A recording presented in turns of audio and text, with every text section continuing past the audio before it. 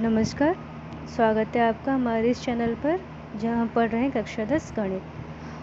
हम 16वीं प्रश्नावली पढ़ रहे हैं और आज हम इसकी विविध प्रश्नावली 16 के सवाल हल करेंगे। तो चलिए हम शुरू करते हैं। पहला प्रश्न, एक घन का संपूर्ण पृष्ठीय क्षेत्रफल 486 वर्ग सेमी है। घन की भुजा है। ऑप्शन हमें इसमें दे रखे हैं 6 सेमी, 8 सेमी, 9 सेमी और 7 सेमी।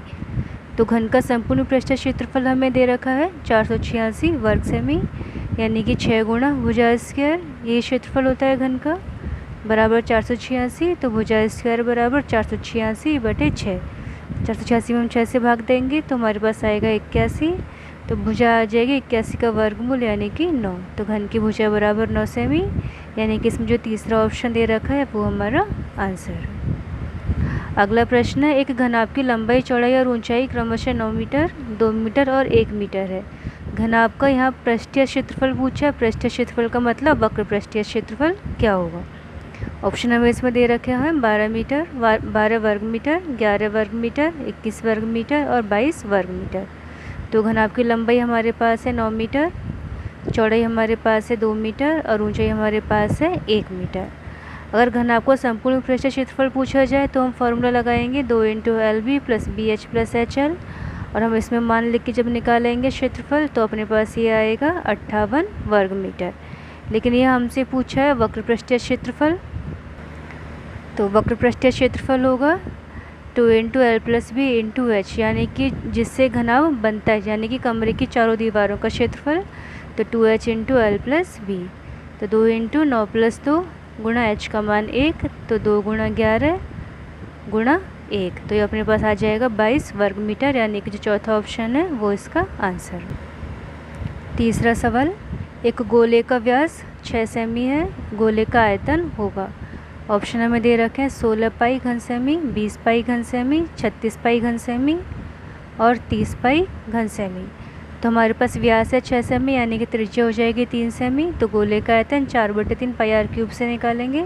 तो 4/3 पाई गुणा r का मान 3 × 3 × 3, 1 3 से 1 3 कट जाएगा, तो अपने पास आ जाएगा 36 पाई घन सेमी, यानी कि जो थर्ड ऑप्शन है वो इसका आंसर है। चौथा सवाल, एक बेलन के आधार की त्रिज्या 14 सेंटीमीटर तथा ऊंचाई 10 सेंटीमीटर है। बेलन का वक्र पृष्ठ होगा।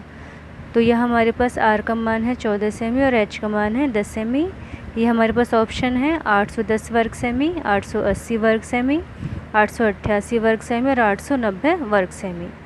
तो हम बेलन का वक्र पृष्ठ निकालेंगे 2 पाई RH से। तो 2 × 22/7 गुणा r का मान 14 गुणा 10, 7 से 14 कट जाएगा 2 बार, तो ये हमारे पास आ जाएगा 880 वर्ग सेमी, यानी कि सेकंड ऑप्शन इसका आंसर है। अब हम आते हैं इसके 5वें सवाल पर। एक शंकु का आयतन 308 घन सेमी और ऊंचाई 6 सेमी है, उसके आधार की त्रिज्या होगी। ऑप्शन हमारे पास हैं 7 सेमी, 8 सेमी, 6 सेमी और चौथा इनमें से कोई नहीं। तो शंकु का आयतन हमें दे रखा है 308 घन सेमी। आयतन का फॉर्मूला होता है 1/3 पाई r² h, जो कि 308 के बराबर है। तो पाई r² h हो जाएगा 308 × 3, हम इस 3 से वज्र गुणा करेंगे, तो r² बराबर 308 × 3 पाई h। तो 308 × 3, पाई का मान हम लिखेंगे 22/7, तो 7 ऊपर चला जाएगा और h का मान 6। 22 से हमने 368 को काटा है 14 बार, 3 से 6 को 2 बार और 2 से इस 14 को हम काटेंगे 7 बार। तो 7 को 7 से गुणा करेंगे यानी कि 49। तो r आ जाएगा हमारे पास 49 का वर्गमूल यानी कि 7। तो शंकु के आधार की त्रिज्या आ जाएगी 7 सेमी। अगला सवाल छठा, एक ठोस धातु के अर्धगोले का व्यास 42 सेमी है।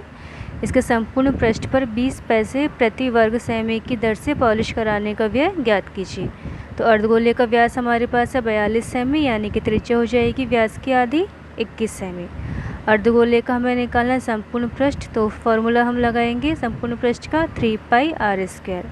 तो 3 गुणा पाई का मान 22/7 और r का मान हमारे पास 21 है। 7 से हम 21 को काटेंगे 3 बार, तो 3 गुणा 22 गुणा 3 गुणा 21, यानी कि यह आ जाएगा 4158 वर्ग सेमी। अब हमारे पास पॉलिश कराने की दर है 20 पैसे प्रति वर्ग सेमी। तो पॉलिश कराने का जो कुल व्यय हो जाएगा, इस क्षेत्रफल को हम इस दर से गुणा करेंगे, तो 4158 × 20 ये आएगा पैसे में, यानी कि 83,160 पैसे। हम इस पैसे को रुपये में बदलेंगे तो 100 से भाग देंगे तो हमारे पास आ जाएगा 831 रुपये 60 पैसे या 831.60 रुपये।